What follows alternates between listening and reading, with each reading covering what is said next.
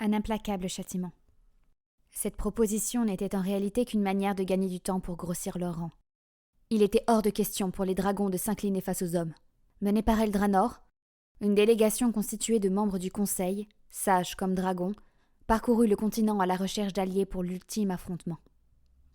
Mais, sur la totalité des dragons qu'ils rencontrèrent, beaucoup refusèrent.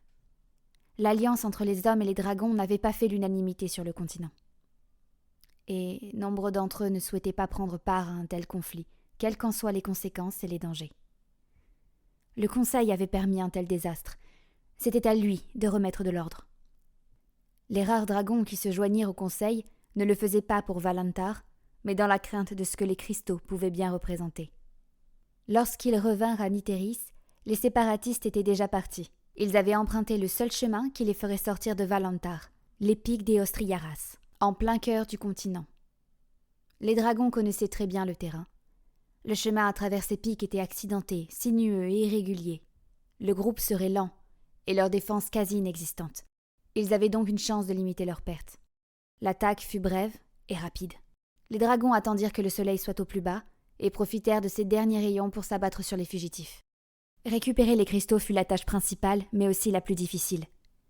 Elle coûta la vie à 7 dragons, dont 3 membres du Conseil. Les séparatistes survivants furent ramenés à Valantar. Et afin de montrer l'exemple au reste des Valantari et aux générations futures, les dragons firent exécuter tous les séparatistes, à l'exception des enfants. Le message était très clair.